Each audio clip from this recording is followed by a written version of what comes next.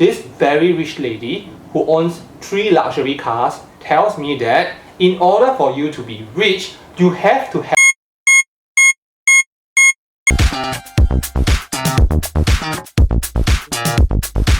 Hello Chandelier viewers, I am DS, your psychologist, and welcome to another episode on channel NITT. So in one of our previous episodes, we talked about money and the distinction between people who have the abundance mindset and people who have the poverty mindset. So in this episode, we are going to continue to talk about the psychology involved with money. So money can come in many different forms. The most primitive form would be cash.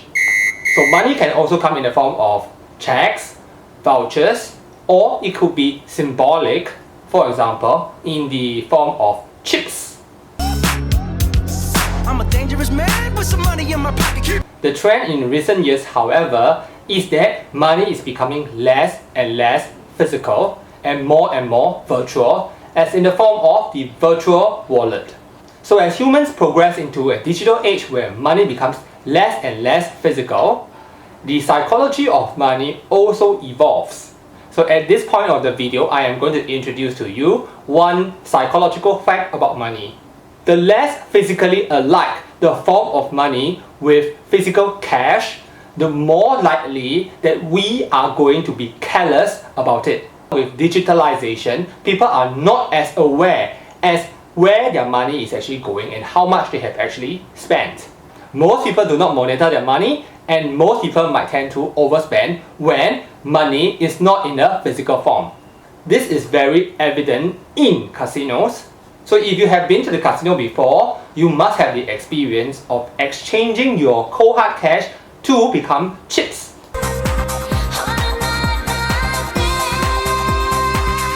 So what these chips do is that these chips distort your perception of money. So one chip may represent $25, and when you place a wager, you might actually place more than usual because 4 chips is actually $100, but 4 doesn't seem too much because 4 to us is a small number.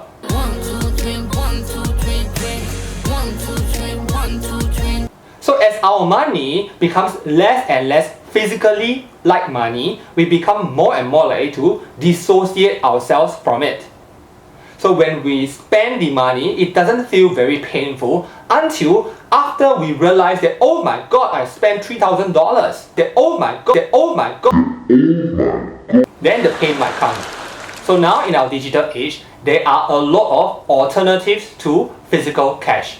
So your phone could now become your wallet. So what this means is that many people might tend to overspend because they do not get to monitor their budget, as when they can actually look into their wallet to see how much physical cash they have left. However, this may not be a bad thing because as people spend more, they will actually drive the economy more. This is why a lot of governments encourage their citizens to go digital with money. So just look at China. Look how fast they are progressing. One of the reasons is definitely because all their citizens are going digital with money. And because people are actually going digital, the amount of transactions increase tremendously. And this propels the economy forward.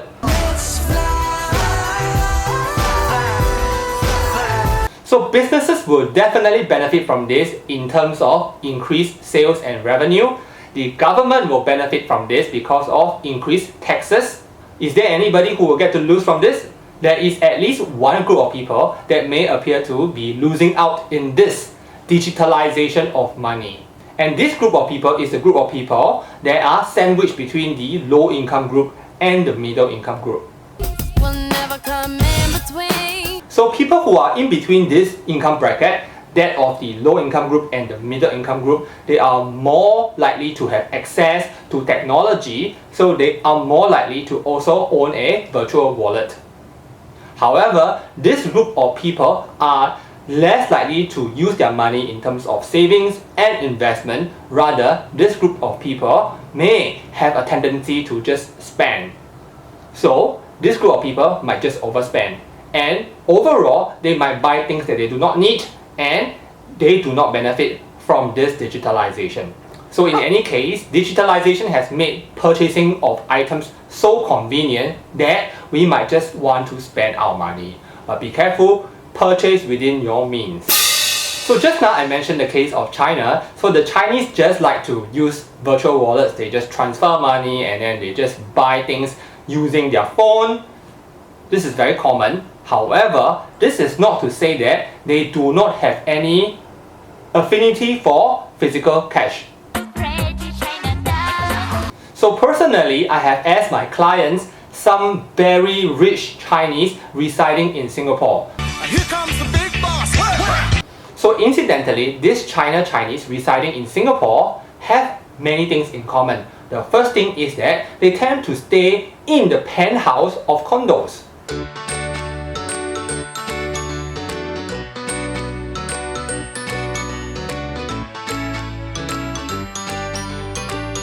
So based on my interactions with these rich people, I find that they are very willing to spend on themselves.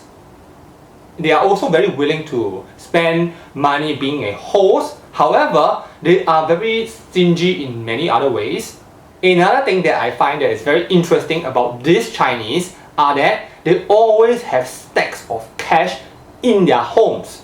So when I receive payment from them, they actually prefer to pay me cash. And when I receive payment from them, I always get paid in cash. And when they take out cash, it's always in stacks of $100. So this means that these families usually have at least 20,000, easily 30,000 worth of cash at home. Why do they carry so much cash at home? So the curious thing I found is that I think rich people tend to have a lot of cash at home. So I got to ask one of these rich families, why do you want to keep so much cash at home? This very rich lady who owns 3 luxury cars tells me that in order for you to be rich, you have to have a relationship with money. And the best way to have a relationship with money is through physically owning money. This idea might seem a little bit complex or even absurd to some, but I believe this is true because I use NI.